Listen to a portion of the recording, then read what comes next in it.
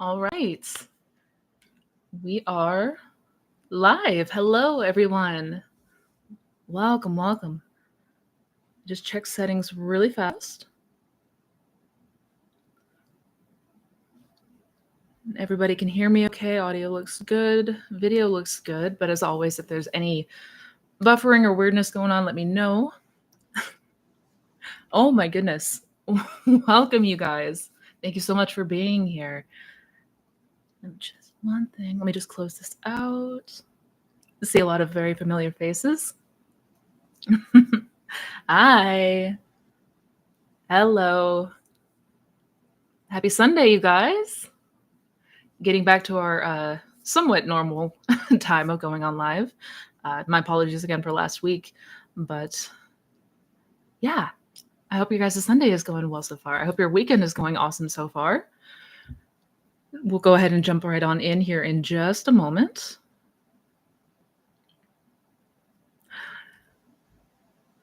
Hello, Mystical. Hello, Becca. Jersey Gal, thank you guys so much. For those of you who have already submitted super chats, I appreciate you. Thank you. And I will make sure to get to those in just one moment. Hello, Sunshine, Ariel, Darren. Oh, this is going to be good.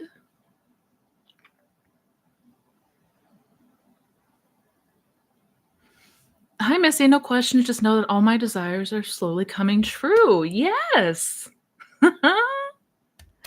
Yay. Oh, that is fantastic. I love that for you, Caroline. Oh, wonderful to see. Jackie, Danielle, Sarah, Tuna, Zero. Welcome, you guys. Let's go ahead and get started. Let's go ahead and jump on. And I usually try to give it a moment to let people get the notification and come in and get comfortable and all that. But we'll go ahead and begin. Thank you guys so much again for being here.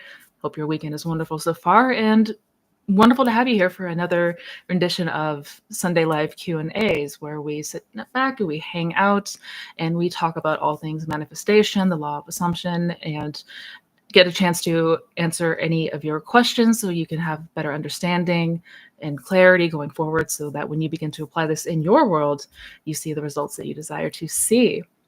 A couple quick announcements before we jump on in. For the workshops and masterclasses, if you have purchased a course, I am in the middle of moving everything into a new server today. So the website may be showing that it is down. It is temporary, rest assured. You should be receiving an email with a new link and everything within the next 24 hours. Once everything is uploaded and ready to go, I'm trying to do that as quickly as possible. But just know I had a couple people reach out already, so I just wanted to make sure to announce that, and I'll make a community note about that too. But rest assured, you'll have access very shortly. I appreciate your guys' patience. And also, last week I had mentioned on the live that, excuse me, I had a few friends staying with me. Some of you may know that I also am a foster mama. I foster animals, also, especially during kitten season, which we are now in the beginnings of. And I have some babies with me, and I had a lot of people reach out requesting if they can meet the babies. So really quick, I want to introduce you to my new friends. Hi, guys. Oh, my goodness.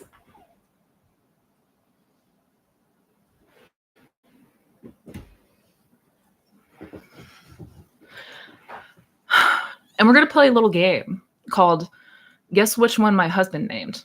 All right? First, we have this little guy here. This is Huey. He's a little boy. They're all little boys. There's 3 of them. And they are 3 weeks old tomorrow. Here come the kittens. Yeah. He's blending in with my shirt really well, so. Say hi.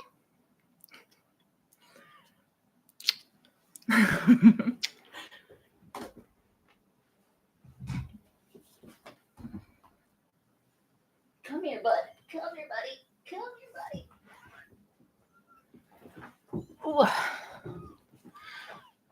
This one is Louie. Aren't they so tiny? They're so tiny and precious. Mhm. Little babies. They've already been fed. They're just scaring down to take a nap, and I'm so rudely interrupting said nap. So they like to make a fuss sometimes, but rest assured they are okay.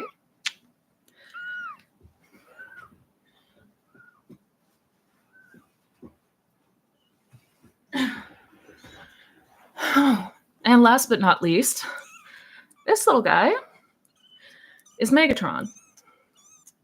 Say hi, Megatron.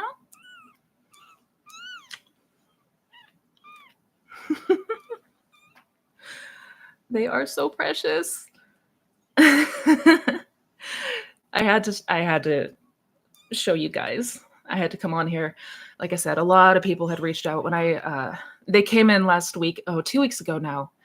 And a lot of people asked during the last live stream if I could show them. So I wanted to make sure that they get an appearance. And on that note, I will let them go to bed and leave them alone.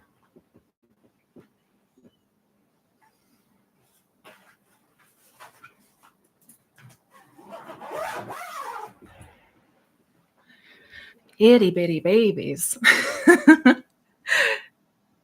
Yasmin, you're correct. Yep. Yeah. The last one was definitely definitely my husband's doing.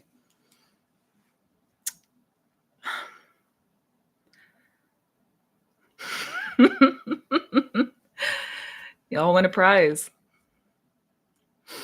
But I had to show them, had to introduce the babies. They're going to be with me for the next handful of weeks until they are about 8-9 weeks old, when they will be neutered and then up for adoption. But yeah, a lot of cuteness overload. I do this every kitten season. I've been doing it for years and years now. And those are the boys. Those are my boys. We're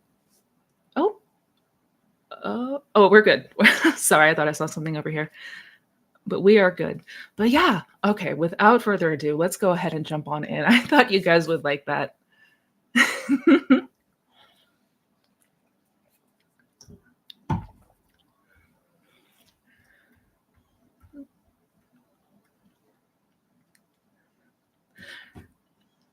Thank you so much thank you, Jersey Gal. Thank you for the super chat. And this is actually a really, really great question. Hi, Missy. How can I work through the crippling fear that my negative thoughts will manifest? My SP is hot and cold because of it. And when he comes in cold, that's when I think more limiting thought. Yeah. So how do we work through the fear that our negative thoughts are going to manifest? And I have made a video recently, and I do have a video coming out geared more towards dealing with the 3D, because ultimately a lot of what we assume and a lot of how we react is based off of the 3D. We have a lot of stock in the 3D environment and the circumstances naturally. But I have made a video already about how to deal with our negative thoughts and how to ultimately overcome any negative thinking. I think in big part, number one, we really want to unlearn the idea that our thoughts are the one with creative power. There's a very common teaching in the law of attraction, and it's kind of worked its way into the manifestation law of assumption community, that your thoughts create. And we hear this over and over again. So much to the point now where we are at the mercy of our thoughts. But it's never your thoughts that have creative power. The thoughts do not have power over you. To say that you are the operant power and then say that your thoughts create is a contradiction. It can't be both. Either you as awareness, as I am, is the operant power, or your thoughts. It can't be both. It's not both. Your thoughts are just the byproduct of any state of consciousness you may be occupying, or what you may be in that moment believing or assuming is true, right? It's basically feedback. It's pointing to any assumptions that you may be holding within you. It doesn't inherently mean that it's going to manifest. We've all experienced having a negative thought about something and never seeing the light of day. Like that thought never came to pass, right? But definitely check out the video that I made talking in more detail about our thoughts and how to ultimately overcome the fear of our thoughts. But rest assured, your thoughts are not what creates. The thoughts are just a byproduct of whatever state you may be occupying in that moment. And even if it is a negative thought, even if it is tied to a limiting belief or assumption, ultimately does not matter, because there is only one operant power. There's only one creative power in this universe, and that is awareness. That is I am. Period. End of story. SP is hot and cold because of it. Yeah. And in those times where your SP is coming in cold, be sure to revise it. Be sure to revise if he is showing up in a way that is distant or has you feeling uncomfortable or anxious, revise it. Like, do not hold that assumption. Do not take that as true and just accept it as your truth. So definitely check out that video that I made. Go a lot more into detail about how to overcome that fear. And be sure when he does show up in a way that's not ideal that you are revising it. And I've made some videos on revision as well, if you need some more feedback on how to apply that in your life. But yeah.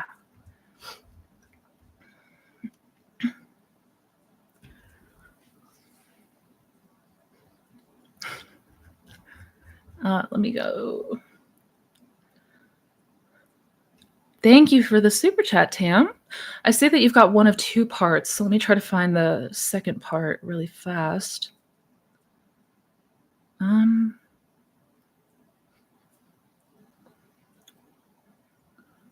not seeing it.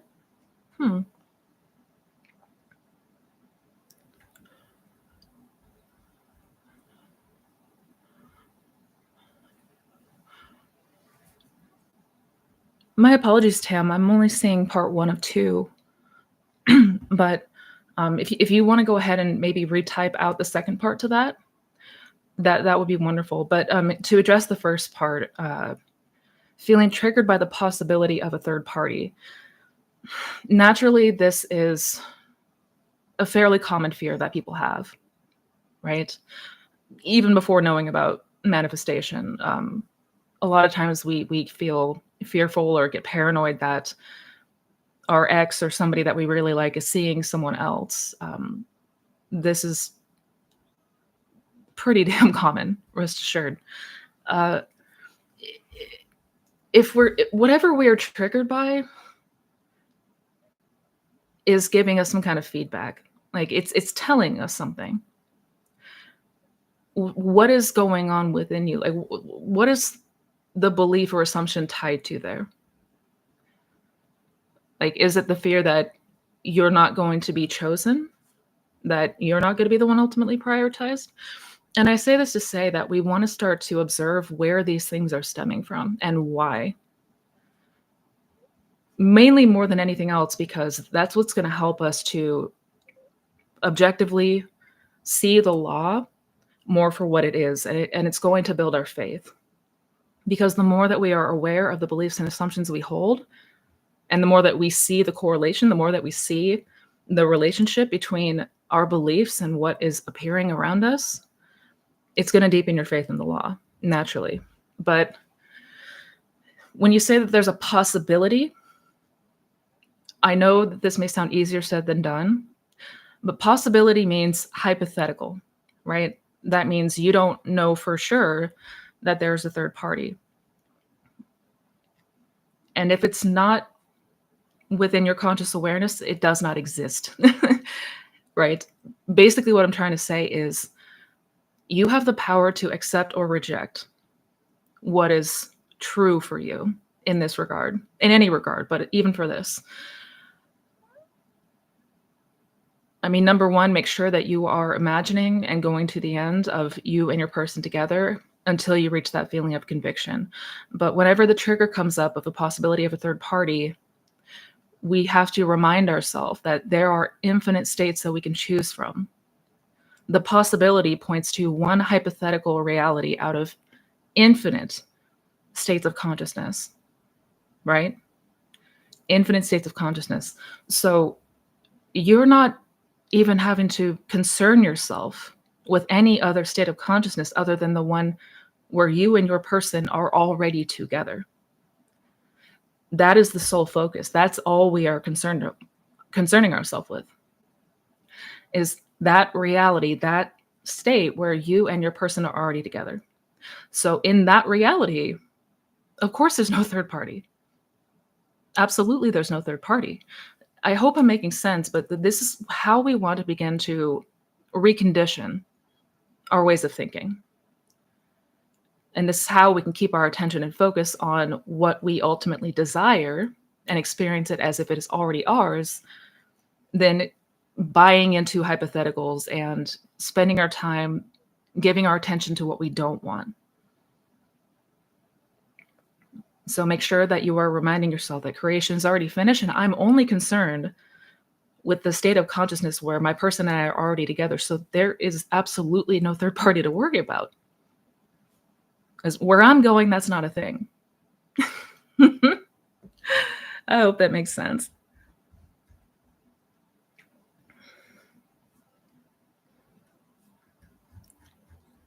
Hope that makes sense.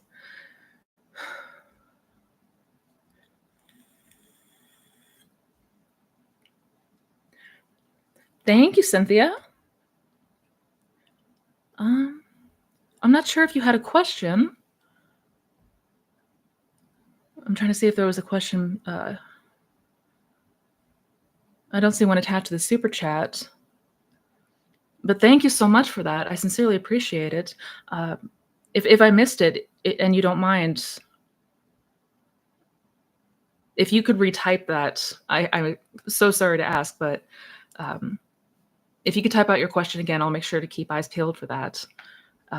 And do, if you guys are able to, like, sincerely, I appreciate the super chats, but if you are able to, just make sure to copy and paste. Even if you've already written out your question earlier in the chat, just do a huge solid, copy and paste it when you send that, because it can get lost into the threads pretty easily, and I don't want to do that.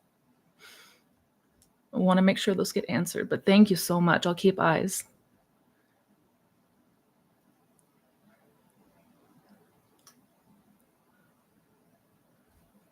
Oh, here we go. Oh, here we go. Found it. Sorry, Cynthia. I did the ladder technique. It didn't work to climb it, so just thought about it. Next day at work, I walked across a ladder with my last name in it, handwritten in big letters. Do you think it worked?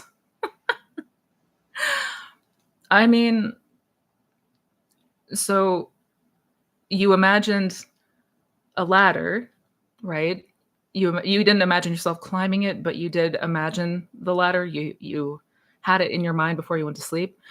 And then the next day you happened to walk across a ladder with your last name on. I mean, would you chalk that up to coincidence? I wouldn't.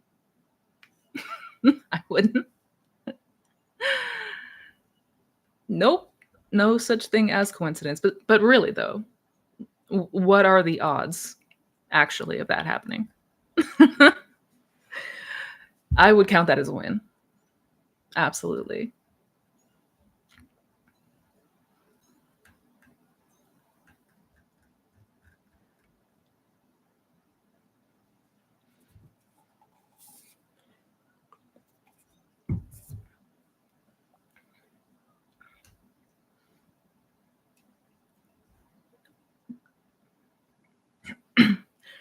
Thank you, Francesca. Lovely to see you again. Hi, Missy. SP is going on best friends stag weekend in a few months abroad. It's going to be strip joints, etc. Can I manifest that he doesn't go? I'm not a prude. I know what the lads are like who are going. Good. Absolutely good question. I mean, short answer is you can manifest anything. You can literally manifest anything, right? If you can imagine it, if you can even conceive the idea, that is a state of consciousness that exists. That is an actual reality we could experience. So short answer is absolutely yes. But taking it a step further, what are we assuming? What are we assuming? We want to ask ourselves, like, what are the assumptions that I'm holding here in this scenario? Right? I assume that the people that he's going with are a certain way, and maybe they like to party, maybe they like to do things that are risque, whatever. It makes me uncomfortable. These are all the assumptions that we want to make sure that we are aware of. Because if it is not what we desire to experience, that is what we need to change. When we say that there's no one to change but self, it means changing our assumptions, right? Because the self is basically just, it's the sum total of our assumptions and our beliefs and what we identify with and our biases, our prejudices, all the things that make us us as a unique character.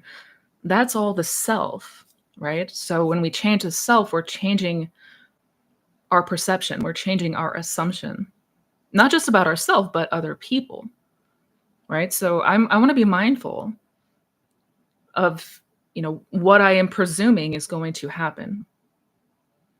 Like, what am I automatically assuming is going to happen? That they're going to go off and get in trouble?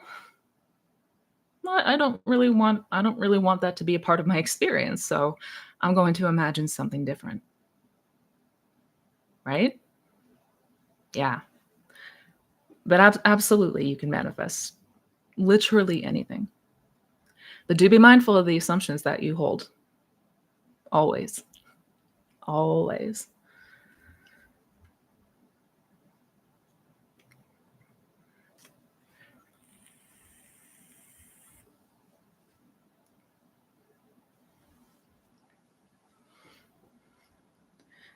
Small. Oh, I love that you guys love the kittens.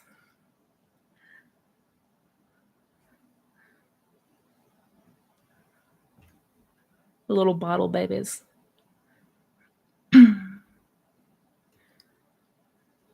Oh, Sarah. Oh, good to have you here, girl. Thank you for the super chat.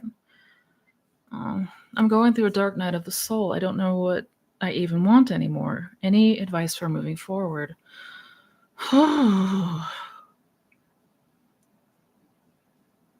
Yeah. I am so sorry. I can certainly empathize with those moments and what you are experiencing. And it's never, ever easy. I mean, the first thing is naturally,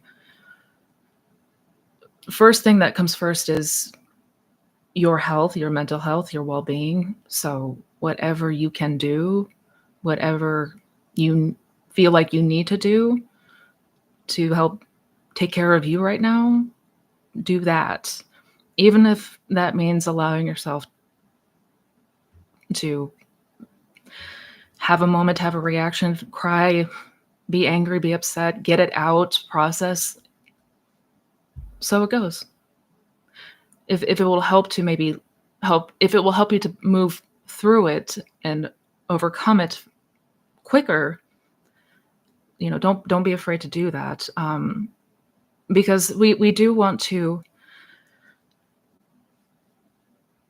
first things first, know what we want. So if it feels like there's maybe some uncertainty or we're not quite sure of what we want anymore in this moment, and granted too, it's likely just whatever state you may be occupying right now. Because again, that usually has such a profound impact. The state we occupy has such a profound impact on us and what we're thinking and what we're feeling, as well as what's happening around us. But if it feels like you are not quite sure at this moment, you want to first inquire that. You want to first be clear on that. Number one. So getting clear on what you want, after you've allowed yourself to do whatever you need to do, take care of you, whatever ways that looks like. Because if things have changed, just make sure that you are clear on that. Yeah. And let's definitely meet and talk soon. Because I know from this place it can feel incredibly, incredibly difficult to feel like there's any way forward and feel like there's any light at the end of the tunnel. There always is. There's always a light at the end of the tunnel.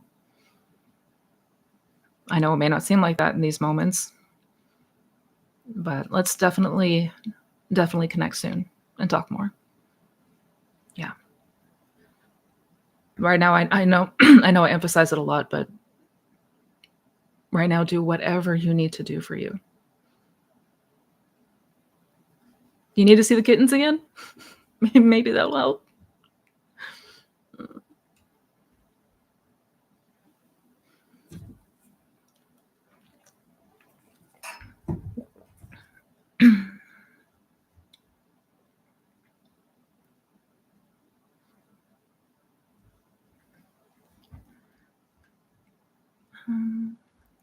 I feel like I'm missing.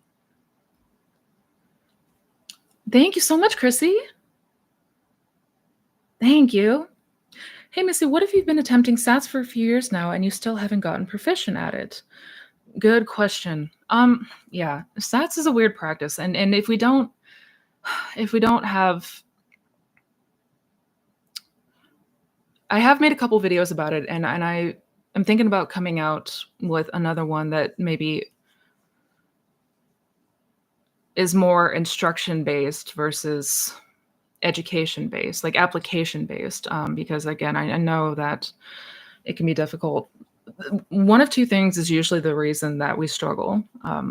Most people, when it comes to SATs, either struggle with falling asleep too soon or jumping into the scene too early when they're still very conscious and alert, when they're still too conscious and alert. And when that happens, our imaginal act feels very strained. It feels very forced. It doesn't feel natural. Certainly doesn't feel real to us. It's usually one of those two things. So in that case, I think a good place to start is, number one, carve out in the day yourself as deeply relaxed as 20 minutes possible. Trying to imagine a scene, not even just, you're basically first getting familiar with that state. You want to get familiar with the drowsy state first and foremost.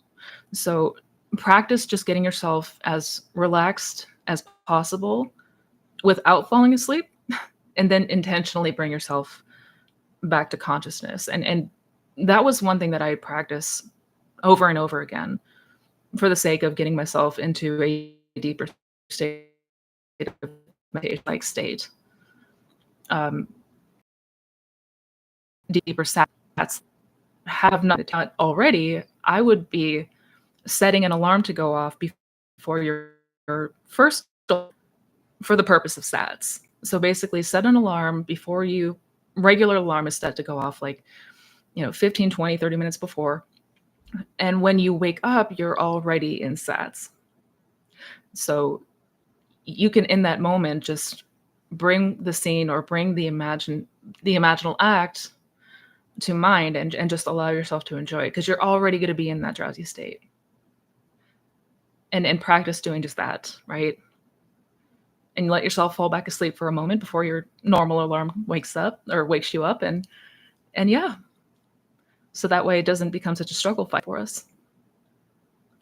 So yeah, I am going to want to come out with a new video soon, maybe do more of like an instructional breakdown. it's important to note that the state akin to sleep, like, you should feel so tired, almost to the point of like a floating sensation. If you're still aware that like you're in your bed and you're laying down and you're still aware that of your surroundings, your thoughts might still be racing. You're probably too awake and alert. But I'll come out with another video. Try practicing in the afternoon and try practicing by setting an alarm to go off before your normal one, so you can get used to and familiar with the hypnagogic state.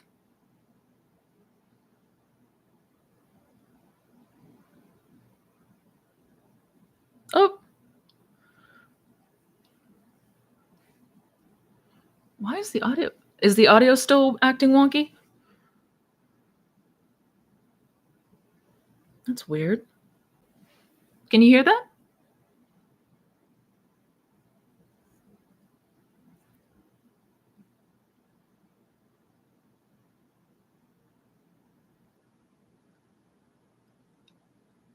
That was really weird. Yeah, if the audio is acting wonky, try refreshing the feed.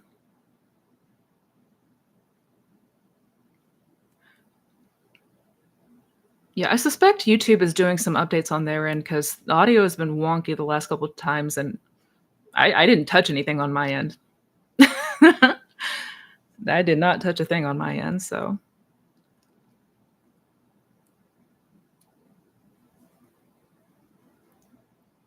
my apologies, you guys.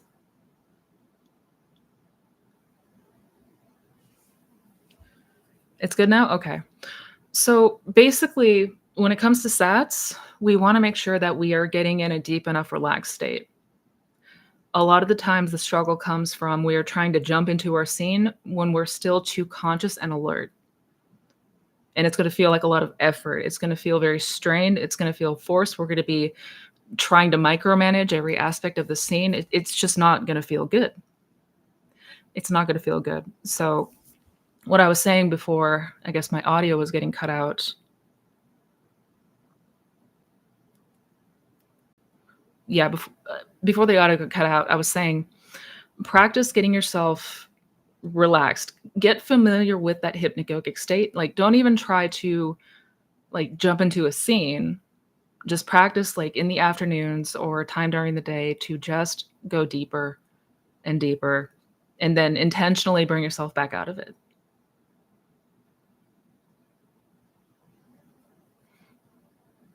I hope that makes sense.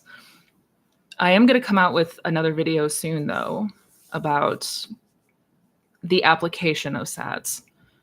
Like some things that, because there are indications, there are signs, so to speak, that we are in fact in sats.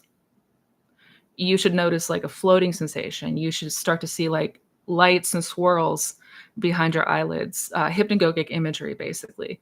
There's indications that can tell us that we are in fact in sats.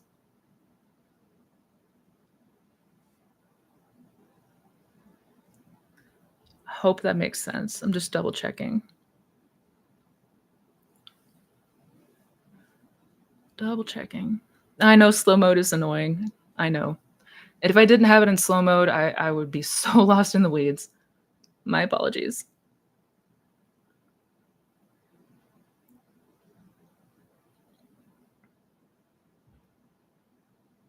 Everyone can still hear me okay?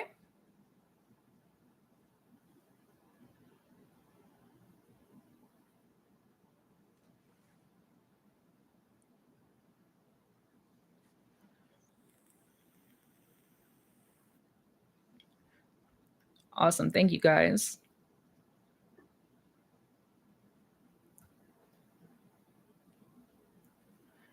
Thank you, Righteousness. How to imagine a person being humble and honest? Good question. So there are the beauty of imagination is there are so many ways that we can get creative with it. There are literally infinite ways that you can get creative, but basically you want to ask the question first of what does like somebody being humble and honest look like to me? Like what would be a circumstance that implies that this person is humble, that this person is honest? What would be some scenarios of experience that would imply that this was true, right? Perhaps you like literally play an act where this person is being very modest, being very humble, right? Maybe that, again, however you want that to look. Perhaps you are having a conversation with someone else, talking about how you love that you can trust this person. You love that how they're always very open and honest with you, right? Like just as you would in the 3D, but you just want to construct a scene that implies this to be true. Whatever that would look like for you and whatever would imply that for you, just let yourself go there. And continue to go there until you notice a change in how you feel about this person. And if there were instances in the past where perhaps they were dishonest, I would revise. I would revise.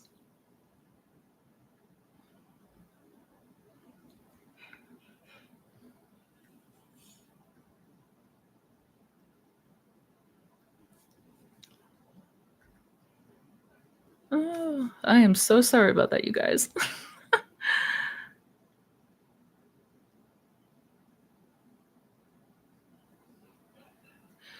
Lilac, thank you for the super chat. Thank you. Hi, I come to realize something. I'm the reason why I can't manifest anything. My anxiety and lack of faith is too much. I think I ruined it on myself.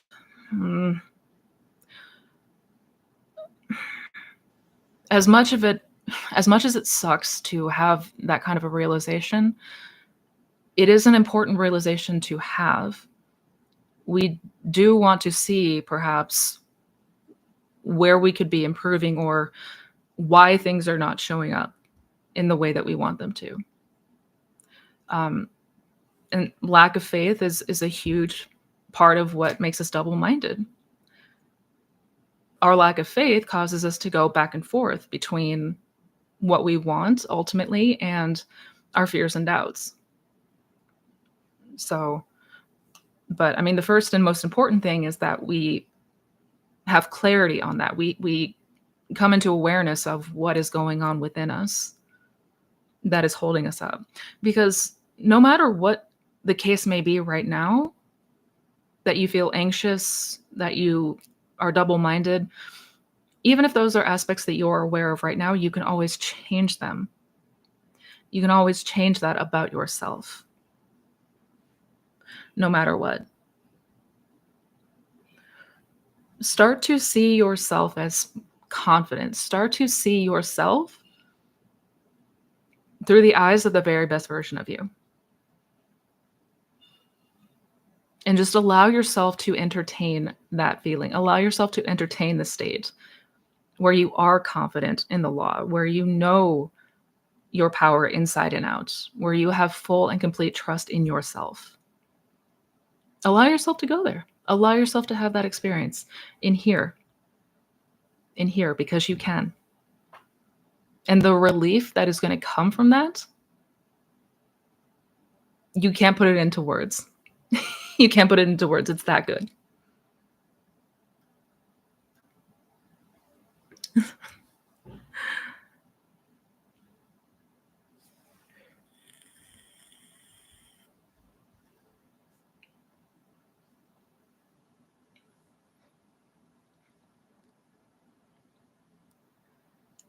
Thank you, Tam. Thank you, thank you, thank you. Tips to stop feeling resentful toward SP. Good question. Good question. Because I think this is a relatable one. The short answer is we want to get familiar with the art of revision.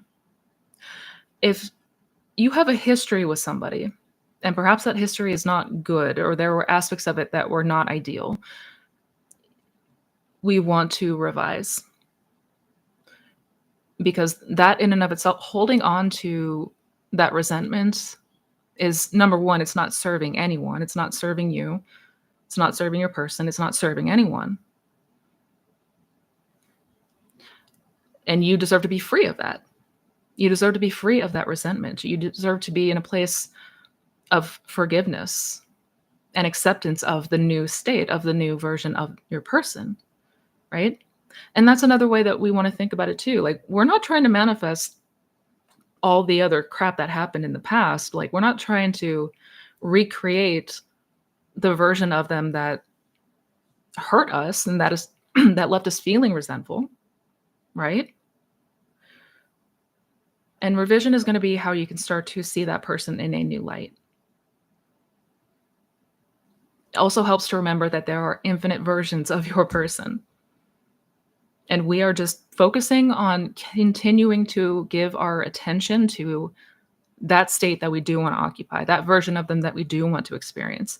Like, we want that to dominate the mind.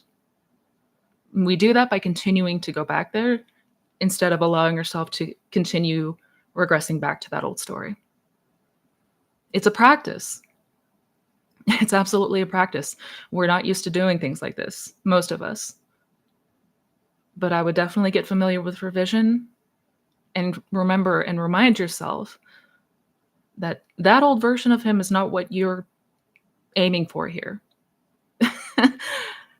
No, we're occupying a whole new state of consciousness where they're showing up as the very best version of themselves. Yeah.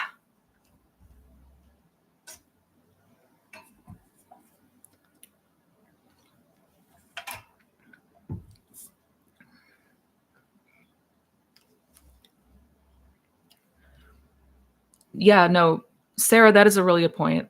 That's a really good point.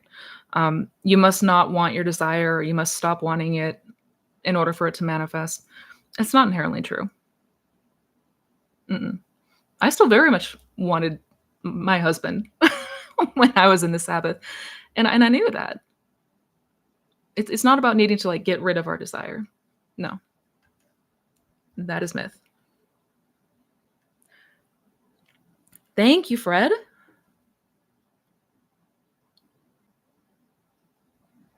Thank you.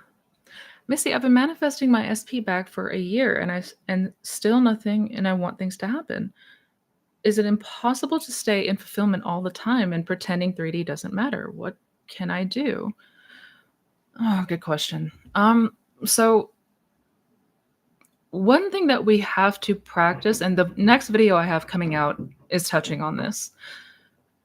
The most important habit that we want to get into when it comes to applying the law and being doers of the word, we have to practice directing our attention to the inner world and not out here. Because it sounds like what you're describing is you're judging the appearance of the 3D and you're judging after how it looks out there. You're continuing to put your attention out there instead of noting, where am I dwelling? What am I assuming? What am I believing about my circumstance with my person? Am I still seeing myself as somebody who, broke up with them, or, you're still seeing a lot of those old patterns and that old conception. And that's why we have to take our attention out of the 3D here. Like, if we continue to depend on the 3D for validation, we're going to be waiting a very long time. Because the mirror is not going to change until we do. The mirror is never going to change its reflection until we change it. We have to change the reflection, and then it will show up different in the 3D. And just to be clear, this has nothing to do with trying to pretend that the 3D is different than what it is. That's not what we're doing here.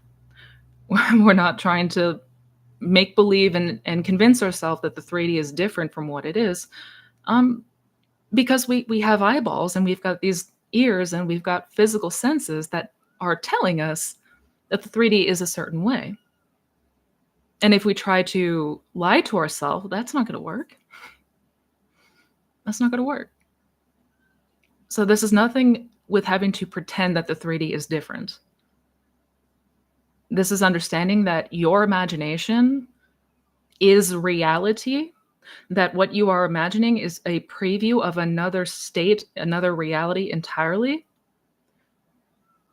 And so you are having the experience in the 4D understanding that once accepted and experienced in 4D, it has to show in 3D because, again, this is all just the mirror. It's all the mirror. All of it. Yeah. Yeah. Because when you are genuinely and truly in the Sabbath, you're not going to care what the 3D looks like. It's not going to matter to you. That I promise.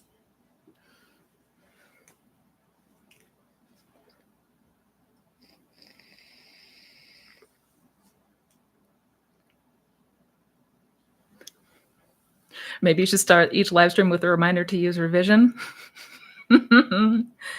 Yep. Or just start posting daily reminders to revise. Yeah. Yeah. Revision will change y'all's life. I promise. Thank you, John. Thank you for the super chat.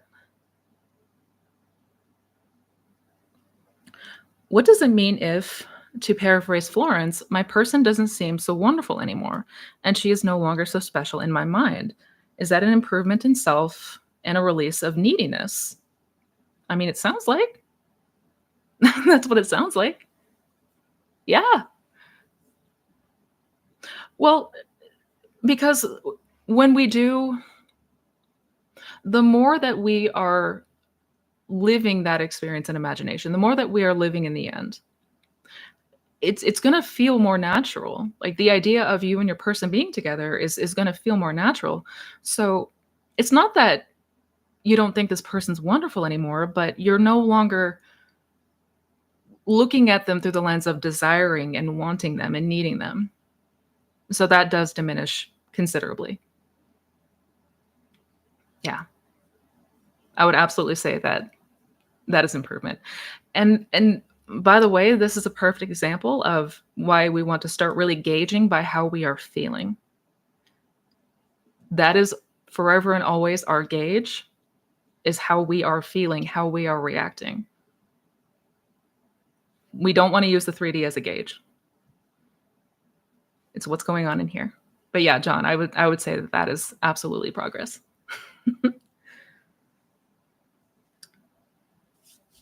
Oh my God, Cinnamon Boy.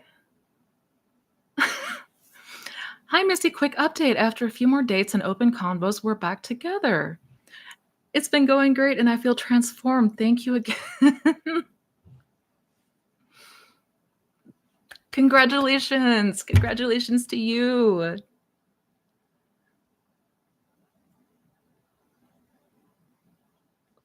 For me, I finally understood ignoring the 3D as meaning to stop playing the victim and giving your power away to things, people, places outside of your imagination. Yes. Yes, you got it. You got it. Ah. All the congrats to you, my friends. All the congrats to you.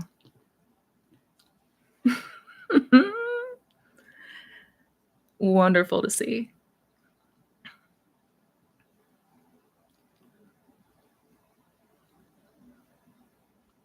Thank you.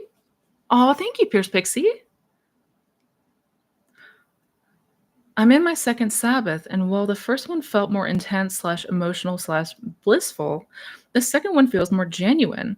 I realize it's because I was still double-minded during the first time. Thank you for your help. You are so welcome. You are so welcome. And yes, yes. And you'll notice in the Sabbath, it's not, I mean, the experience may be different for everyone, but certainly when I was in the Sabbath, it didn't feel so intense. The Sabbath didn't feel like this intensity. It wasn't like this euphoric bliss.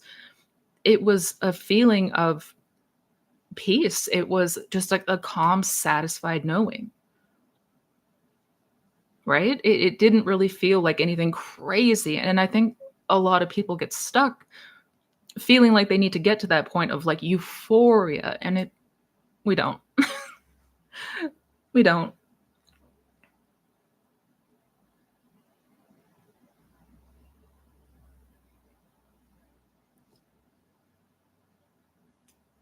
I love to see that. I love to see it.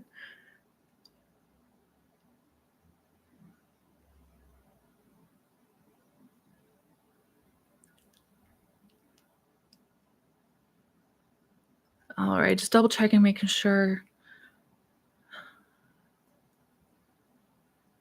Oh, sorry, guys. I want to make sure I didn't miss somebody here. Oscar, thank you for the super chat. I don't. I'm just trying to see if you had a question.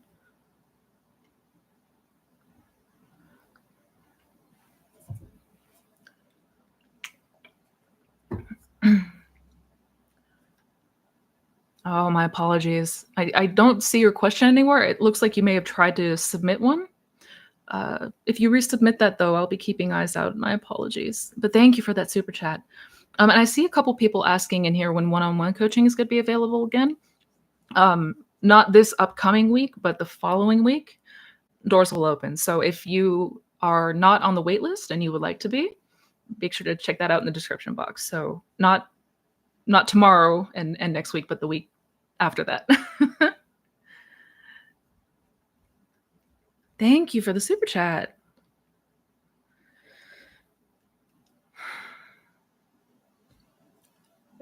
Thank you, Amor. Hi, Missy. What do you think about robotic affirmations without feeling and or recording I am affirmations and listening to them during sats?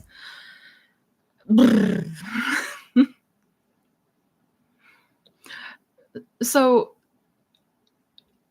I mean, right off the bat, I don't want to say that they don't work. I don't ever want to say that like this technique doesn't work or this technique. I don't speak in absolutes because there are people that have had great success with robotic affirmations. I was not one of those people. But what we really, really, really want to note and understand about the law is it is all coming down to how we feel. Like it comes down to the sense of self, that like the beliefs and assumptions that we hold, right? And our reactions and a change in feeling is what is ultimately picked up subconsciously. That is what leaves those marks. That's what plants the seeds, is the feeling of something. Like the physiological response is huge. So if we're just robotically saying a phrase over and over and over again in hopes that it might one day work, I mean, it might, but myself personally, I think that there are much better and more effective ways to apply the law. Yeah. And as far as night 10 tracks and recording your own affirmations, I mean, again, it certainly doesn't hurt to play around. It certainly doesn't hurt to experiment with techniques and see what resonates for you, because again, everybody's going to be different. But ultimately, we do want to note how we are feeling, because if the 3D is just a reflection of ourself and the beliefs and assumptions we hold, we want to note that we are feeling different. We're reacting differently. We're responding differently. So if it's not doing anything for us, yeah. And there's a reason that Neville Goddard and Joseph Murphy both poo-pooed on the idea of robotic affirmations, but I digress.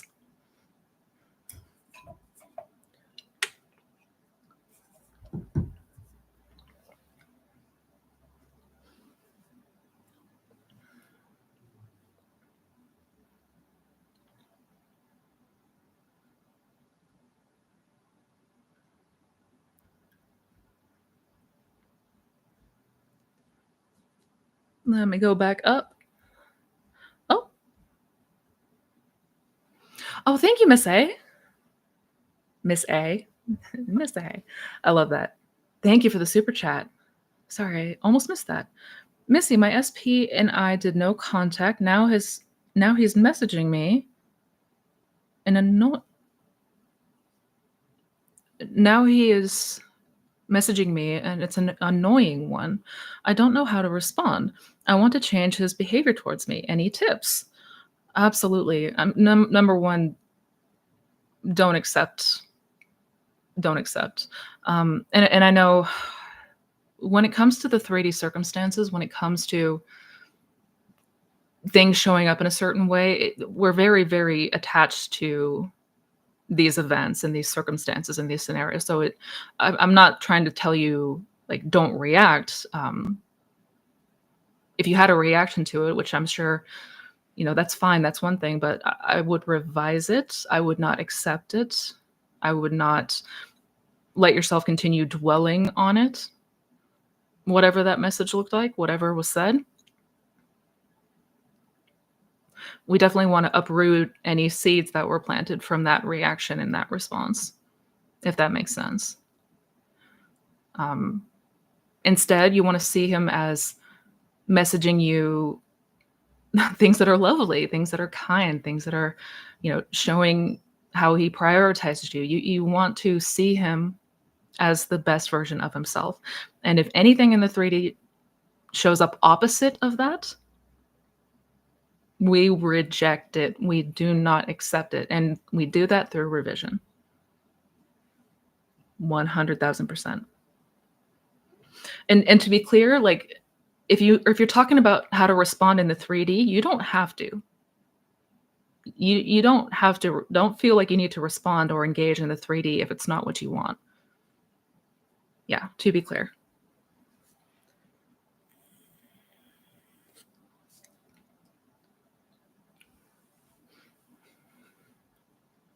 I don't only read super chats. I always have to. I'm always going to respond to the super chats first. Um, I'm just yeah. Once I get through the super chats, then I go back up and I start responding to all the messages. Yeah. I just want to make sure there's nothing missed.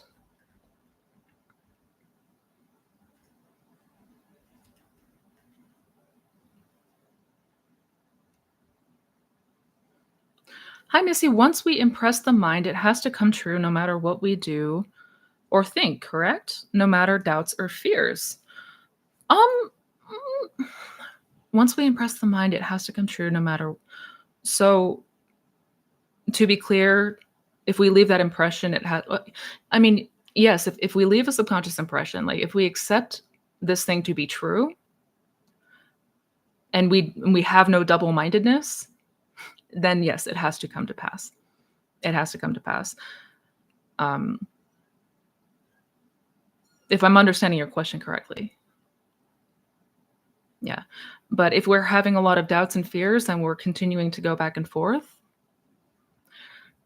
that's a big point of why I emphasize revision. Because double-mindedness is what keeps us stuck, so to speak. It keeps us in a holding pattern. We if we're going back and forth between two states of consciousness, we're not really going to see any progress coming from that because it's not going to be enough time occupying a state dominantly to see it come to pass, if that makes sense.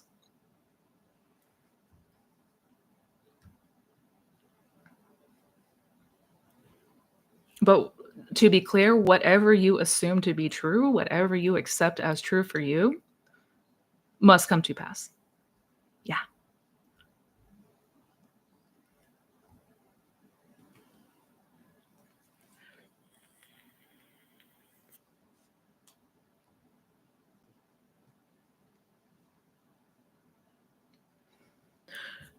What is your definition of double mindedness? So, double mindedness is basically when we go back and forth between living in the end, feeling really good, feeling confident about this thing happening for us, like we know it's ours, it's in the bag, and then a few hours later or a day or two later, we start to fear and doubt and kind of slip back into that old story.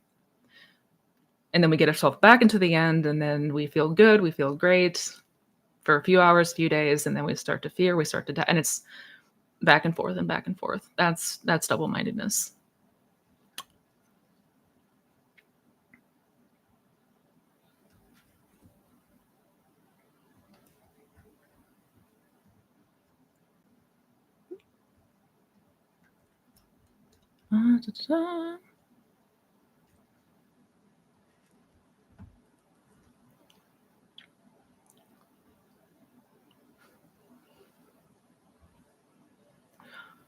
Can we impress the mind any time of day by being in a relaxed state? Yes. Yeah. Yeah. To be clear, you don't have to wait until that window before bed to do sats or to imagine. You can get yourself into a relaxed state, a meditative state, any time of day. Yeah.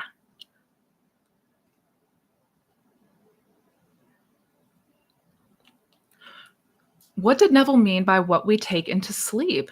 Going to bed or in a drowsy state? What did he mean? Good question.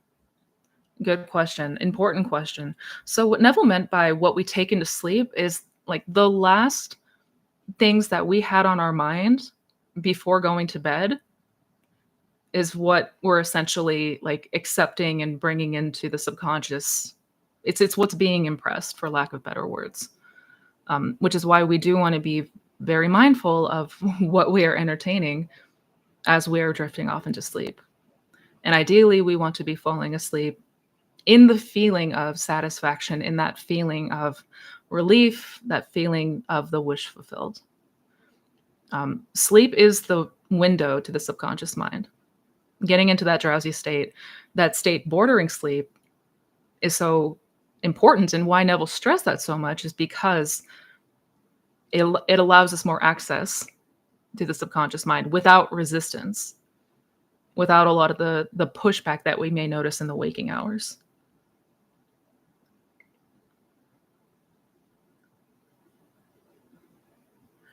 Hi, Missy. How do I take my awareness off a problem? Do I assume that it's been solved? Yeah. Yeah, I would. Absolutely. That is one way, and honestly, a way that I would recommend it. Assume that there is no problem. It's already been resolved. It's already been taken care of. It's all good. Yeah.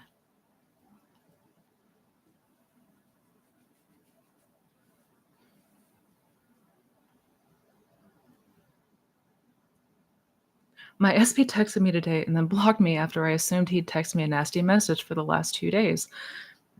I'll revise it later, but I love how he's proving the law while calling it BS and me. Yeah. Oh, I'm so sorry, Zero. That's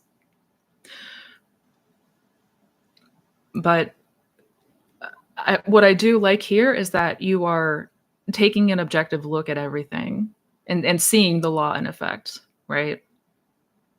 Because sometimes we tend to overlook that for the negative things, for the unwanted things. We fail to see the relationship. Um, so it's good that you see that and absolutely revise that later, 100%. But yeah, the more that we are aware of the inner world versus the outer world, the stronger our faith is going to grow in this.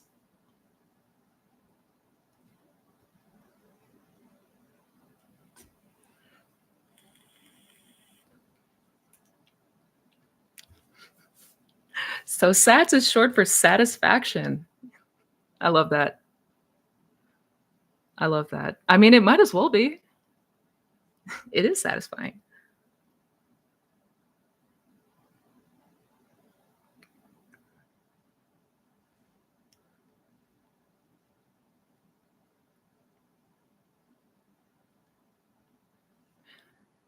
Hey, Missy, is it normal that there is a period where everything seems to worsen in the 3D before it gets better? Aw. Oh, good question. I mean, it's not at all uncommon to have that experience. It's certainly happened to me. It certainly appeared like things were not going the way that I imagined or going sideways before they inevitably did get better. So it's I would say it's normal. Yeah. And like it's not unheard of or anything like that. Um, Regardless, the ideal is continue to redirect your attention back to that end. And I know it can be difficult when the 3D is showing us the opposite of what we want. This is a perfect opportunity. Like this is the perfect test, right? Because it's easy to stay in the end when things are going good on the outside. It's when they're not. That can show us, like, are we really keeping the faith here?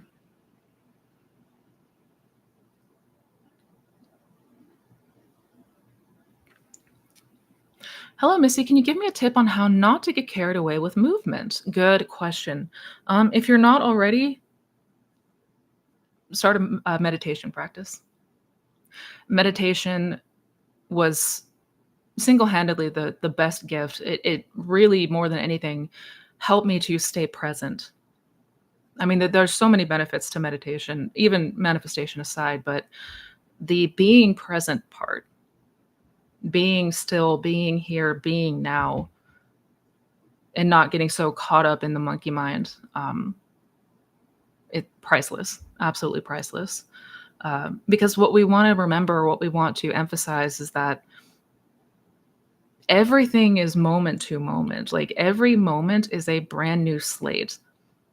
Like we are very conditioned to linear time and things progressing in a linear pattern, but that's not what is actually taking place here. It's moment to moment to moment. We are selecting states moment to moment to moment. We are selecting the reality of experience moment to moment to moment. So the practice of being here now, being present, being still, absolutely priceless.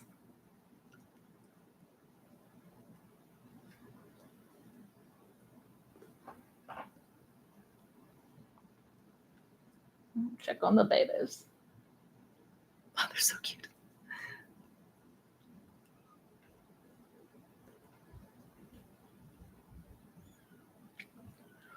Exactly, Zero. If we can manifest the bad stuff, we can absolutely manifest the good stuff as well. Yeah. If we can do one, we can do both.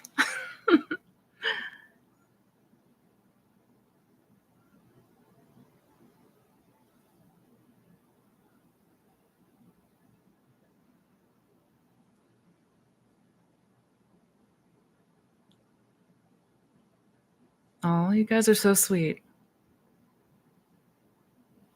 So incredibly kind to each other. I love this.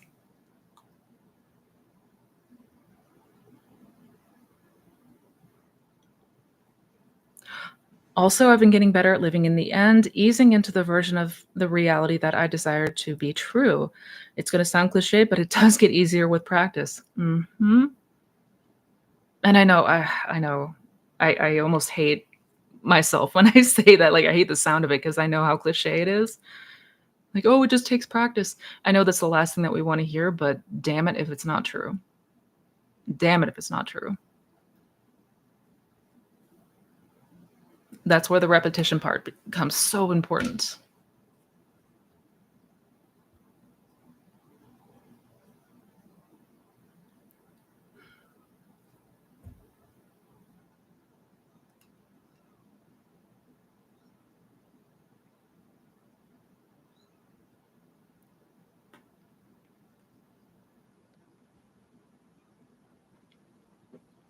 If we can manifest for others, can we also do revision for others? Absolutely, yes. Absolutely. To be clear, like, imagine that somebody else's past went differently. Yeah. Hi, Vivi. Hi. Just saw you popping up there.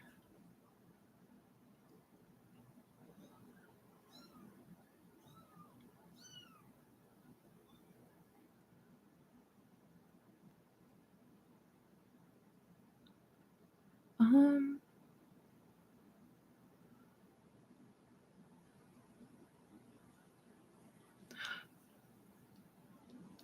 oh, Victoria, you've got a good question. Also, hello.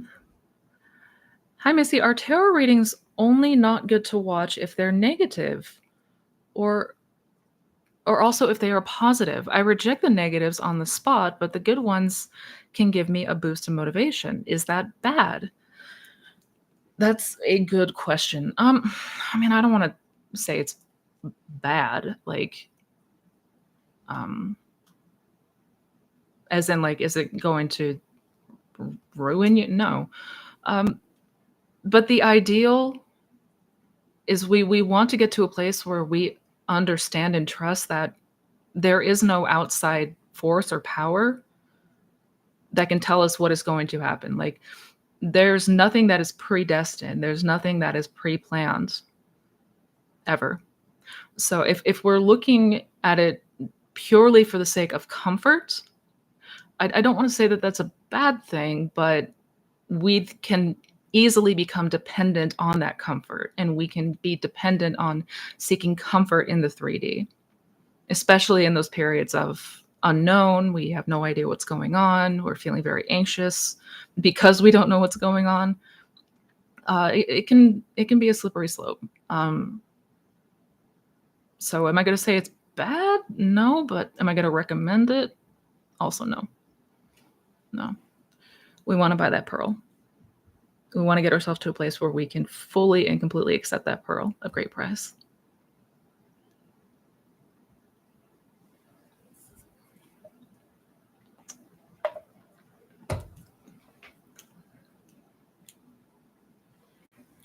Hi, Missy. My dream life is very different from my current one. How do I stay in the wish fulfilled if I observe unwanted things in every area of life all day, every day? Yeah, no, good question. And this is kind of the video that I have coming out is covering this,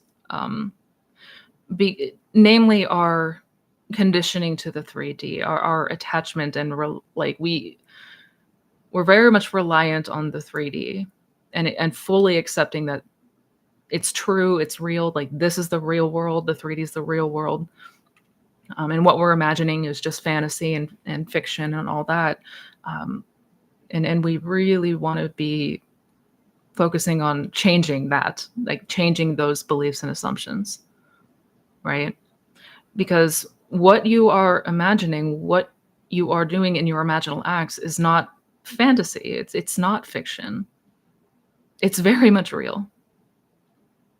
It is very much real. So the idea is, if your 3D looks a certain way, you can still have the experience of what you desire regardless of any perceived limitation about here. Even if my 3D completely sucks and everything's on fire and it's a dumpster mess and I hate it, I can at any point, at any time, go within and experience the most incredible events and circumstances of my wildest dreams, because in imagination, you can go anywhere. You can go anywhere, you can do anything, you can be anyone.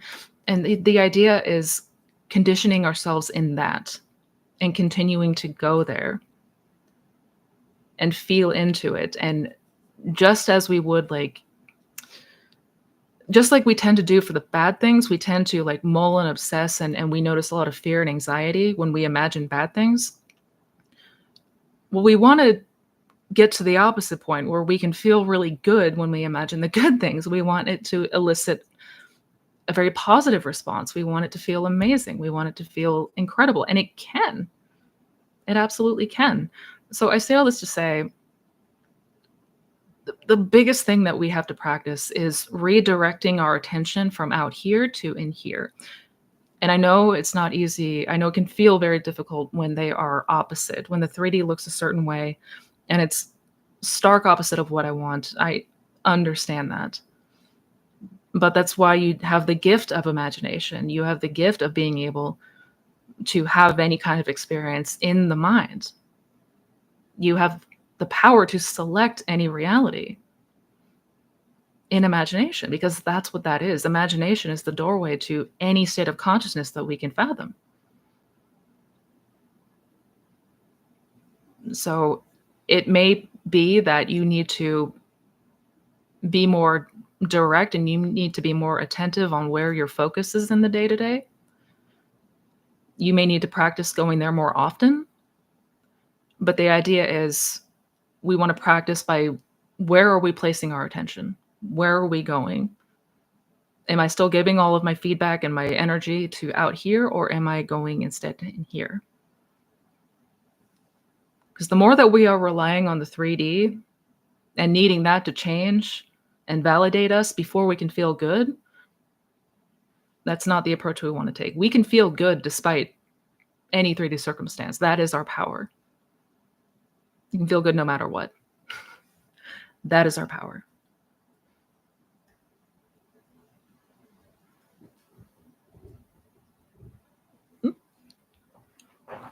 Yeah, good questions today.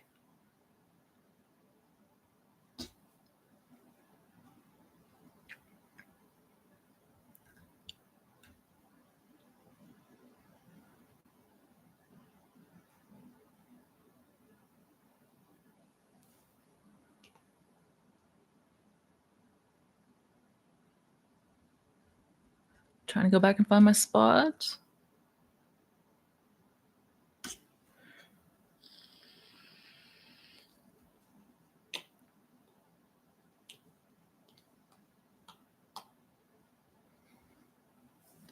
Missy, I'm not a fan of revision, as even just bringing up the bad memories in order to change them can be triggering for me. Understandable, yeah. I prefer to view past as non-existent, which is easier. What are your thoughts? That is a fantastic question. And I mean, to be clear, if you are able to completely remove the past and all aspects of it from your future, and if you can stay focused on your future, what you want it to be, if you can keep your attention fixed on that without wavering because of the past, then by all means. By all means. But as humans, we have this really stupid tendency of taking what we perceived and experienced in the past and using that to gauge what's going to happen in the future or assume what is going to happen in the future. So we're actually living in our past a lot more than we realize. A lot more than we realize. Yeah, which is why emphasis on the revision is so big, and why I do emphasize it so much. But to be clear, if you are feeling an aversion to revision because of the idea of going back to the bad memories, I would instead construct a new memory entirely. I would construct a new memory that implies that these certain things happened in your past instead. So basically, don't even revisit that old memory per se, but start to construct and start to build memories that imply that, growing up, you had circumstances where you felt confident, where you felt empowered, where you felt prioritized, like whatever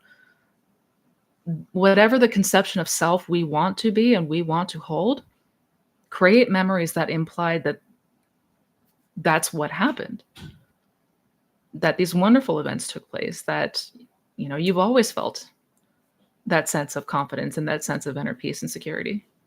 I hope I'm making sense. Because we can just as easily create new memories. Memories are just imaginal acts. Nothing more, nothing less.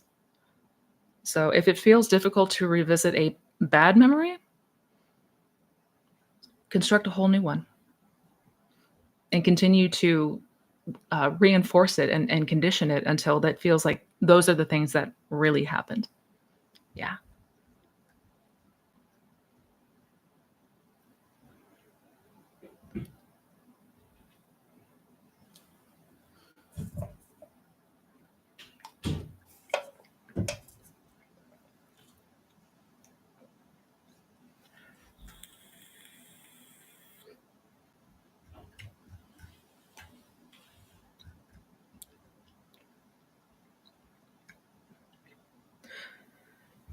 Oh, thank you, Fred. Thank you for the super chat.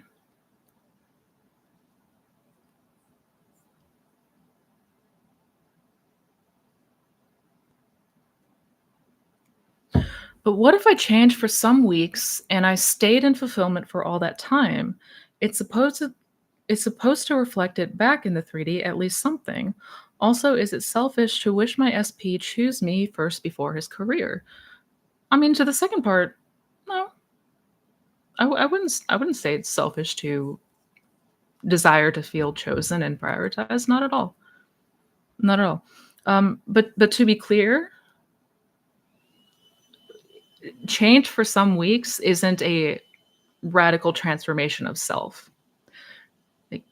If we want to see things different than what they've always been, we must be different. Period. Like, this isn't about a temporary change in ourself, thus a temporary, if any, change in the 3D.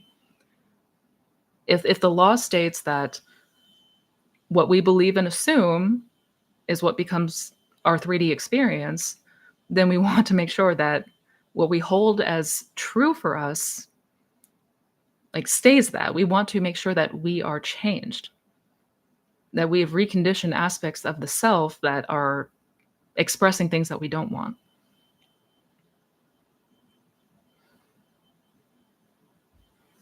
I hope that makes sense.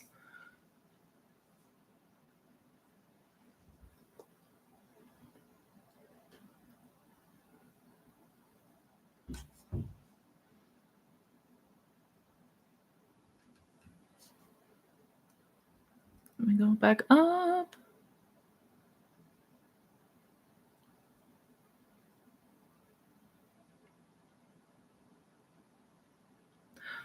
Life will present you with people and circumstances to reveal to you where you are not yet free. I love that quote. I love that quote. It's all feedback. All feedback.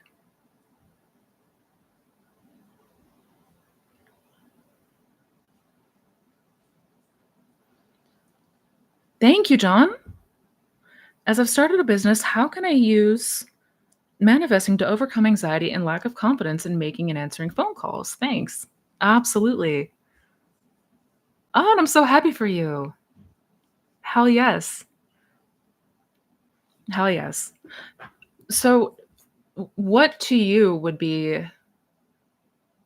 I guess, a milestone or an event that implies success? Like, what in your mind equals success? What does that look like for you? Number one, is that having a certain number of clients? Is that reaching a certain dollar amount every month or yearly revenue? Is that getting employees on board? Get very clear on that if you haven't yet, because you're going to want to use that image of success and what that looks like for you to construct scenes, to construct imaginal scenes.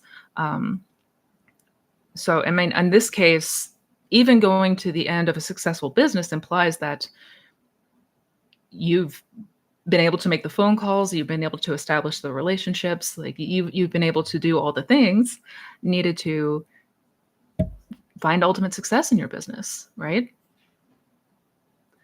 So get clearly defined and let yourself continue to imagine from the place of having that successful business and being that successful business owner. But number two, you can even go as far as, and I don't know how you prefer to imagine, like if you're somebody who's more of a visualizer, if you're somebody who's more of an inner talker, but imagine conversations that imply how much more confident you've become. Eavesdrop on a conversation between two friends where they're talking about how much more confident you are and how much more relaxed you are. Like hear it and see it and experience it in your mind. All the things that imply that you've no longer hold on to this anxiety anymore, that you have gotten much more comfortable with communication with others. I hope I'm making sense. But those are just a few examples of how I would be approaching as well. And also congrats on the success of your business, because it's warranted.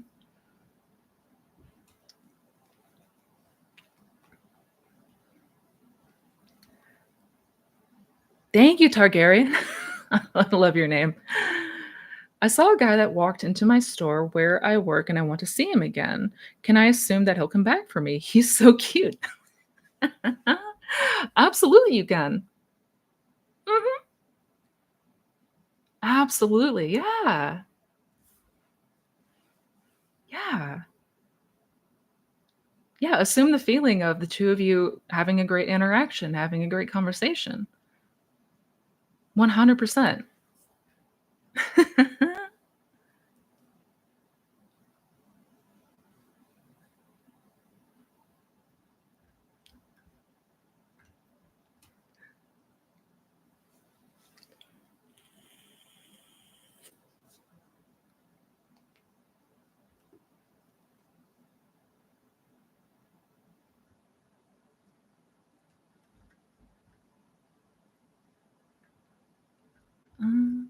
Sorry, guys, trying to find my spot.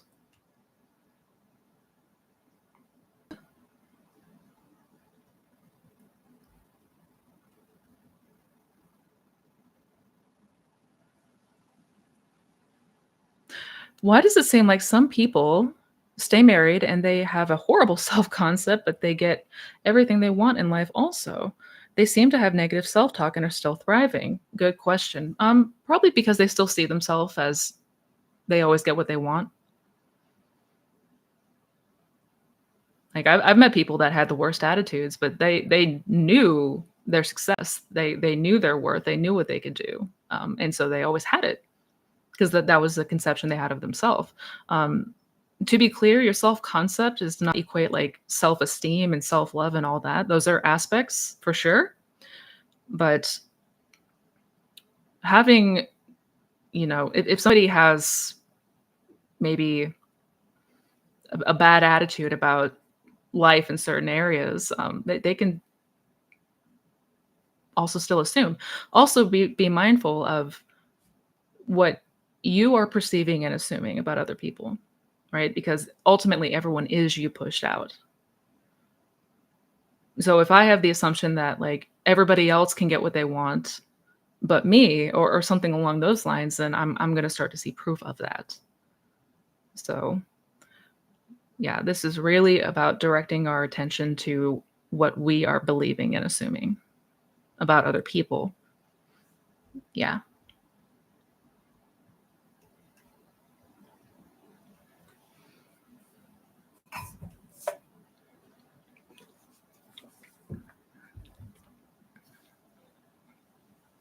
Oh, am I buffering?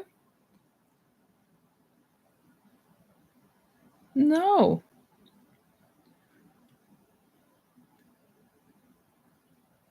I'm not touching anything.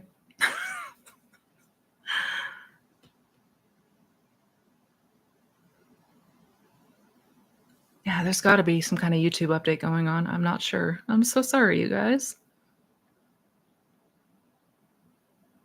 A bit? Well, that's annoying. Let me check the settings really quick. I'm sorry, guys. Oh, it's fine now? Okay. Okay. My apologies for that. Uh, Thank you, adorable. Thank you for the super chat. How can I manifest more money? Excellent question. So I have made a video talking about manifesting money. You type it up in the search bar, it should pop right up. And I have recorded, still need to edit, but I recorded another video that kind of delves more into abundance and the mindset and the state that we want to how to get ourselves into that state of abundance. And um, for myself, that was really focusing on the feeling that I ultimately wanted to have. So it wasn't that I wanted the money, I wanted to feel free. I wanted to feel secure. I wanted to feel like I could do what I wanted without having to worry, right? Like that was what I truly desired. It wasn't the money, like the pieces of paper itself. Because I was never able to really resonate with seeing like a large bank account number and blah, blah, blah. Um, Things that I did personally, I would just meditate and relish on what abundance meant to me. The fact that we live in a universe of abundance, we live in such an abundant world, and just allow yourself to continue to go there. Continue to ask yourself, what would that be like for me? Like the version of me that has more than enough. What would that look like? How like what would be some things that implied, right? Like would I be traveling all the time? Would I be, exploring? Would I start my own business? Like tap into what abundance means to you and just meditate on that. Meditate on the concept of it and allow yourself to continue going there. But definitely check out the video that I made talking about that. And I do have another video that will be coming up on Abundance. Oh, for Darren Lee. Oh, oh, thank you. That was so sweet of you, adorable. Thank you for grabbing him like that.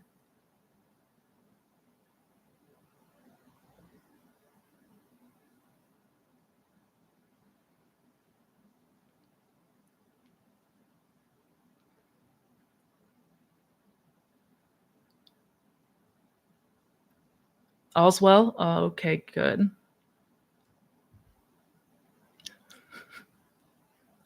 I want to be friends with this YouTuber.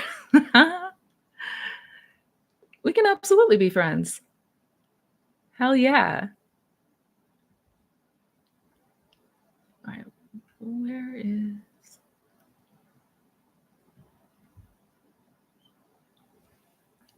You manifested snow and you received a snow day in that vid I saw recently. Oh, are you talking about the short that I made? About the snow? Yeah. Yeah. We ended up getting 5 feet of snow. Careful what you wish for.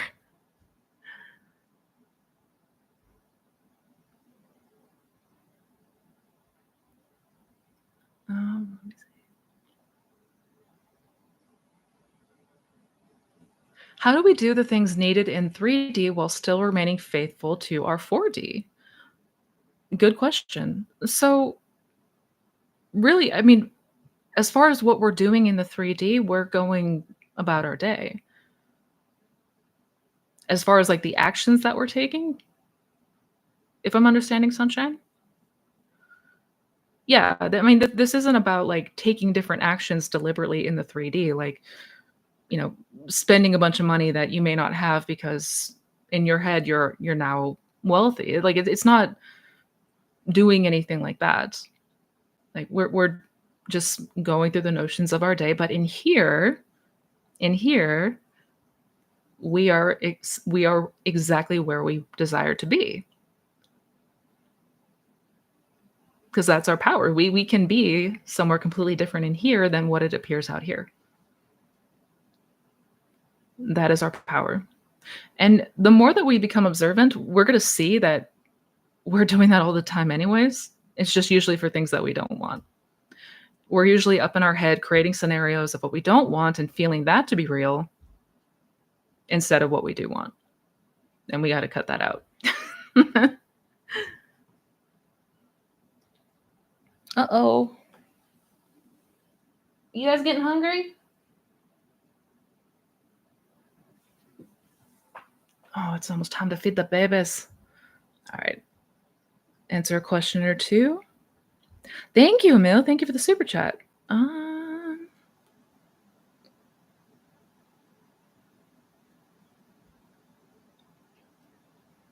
I don't see if you had a question, Emil.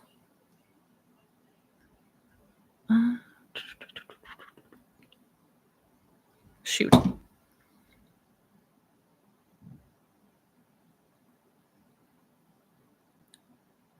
Money is fun to manifest. Look at the leaves on a tree and tell me this is a world of scarcity. Exactly.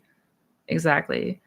Look at the freaking stars in the sky, the sand on a beach. Like, man, we live in a universe of abundance.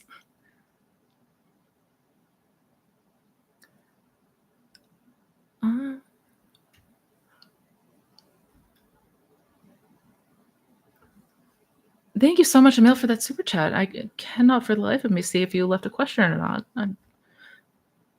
I do apologize if there was. I'm just not seeing it.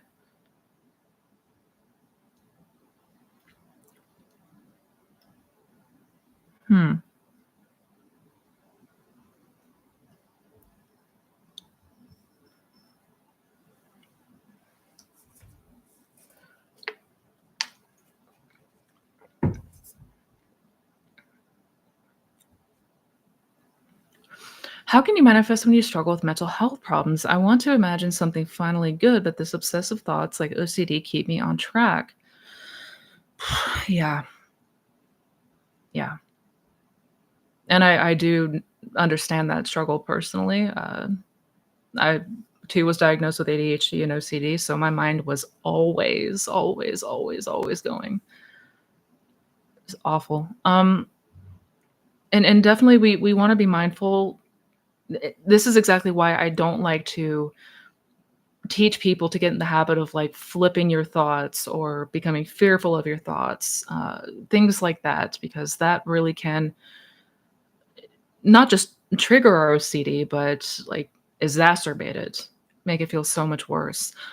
If you haven't started already, or if you don't have one yet, meditation practice, daily meditation, and not to be clear, it's not to not have any thoughts. Like we're not trying to like get rid of every thought and just have perfect silence in our mind. It's just allowing whatever thoughts come in and go back out again, and just being present, being present. But having a meditation practice is going to be night or day.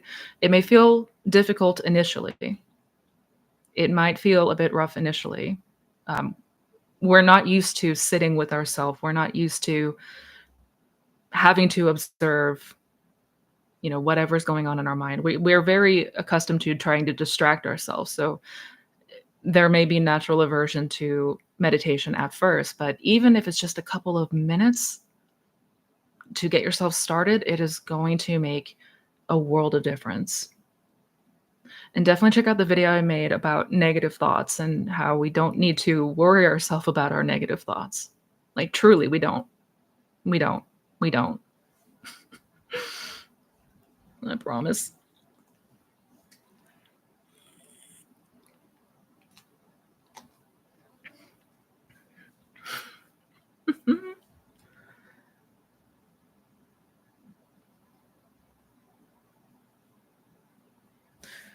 Yeah, a regular practice. Yeah. Even if it's 5 to 10 minutes once a day, even if it's 1 minute once a day, just getting started. I try to meditate it, but if I do it unguided, I get bored.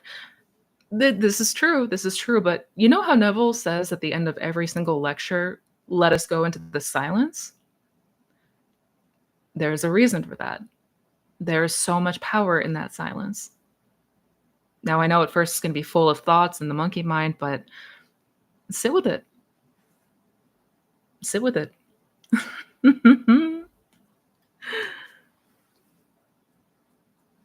The Power of Now by Eckhart Tolle is a great book. Absolutely Northwest Wind. Also, hi. 1000% agree.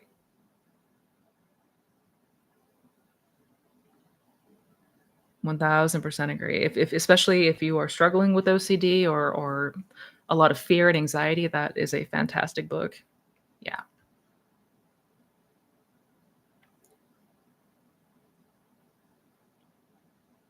ADHD can be a superpower if you let it. I will imagine hearing the good news for all of you. Sarah, you are such a wonderful human being.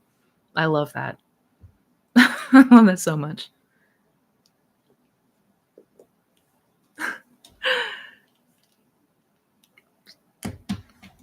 Can we see the babies one more time before you go? I heard those cuties a little while ago. Absolutely. Yeah, for those of you who may not have been here when I first came on, I do got my kittens with me, my little foster babies, and I gotta actually take off here soon to go feed the little monkeys, but let me go ahead and show you guys.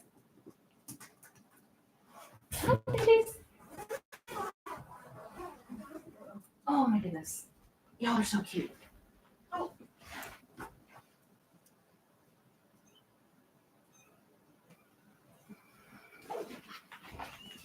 It's a little baby. Yeah. Can you hear them? They're so sweet.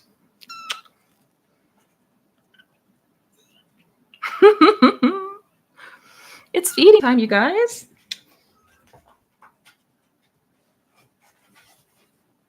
Ugh. And then these two little cuties. It's so incredibly sweet. Little babies. Aren't they cute? Oh, they're definitely hungry. Definitely hungry. All right, it's lunchtime for these little nuggets. But thank you guys so much for being here. You're okay. Thank you guys so much for being here. Thank you for joining. Much love to each and every one of you. I hope you join again next Sunday. Same time, same place, as always. Take care of yourselves, each and every one of you. Be good to yourselves. Much, much love. Bye, guys.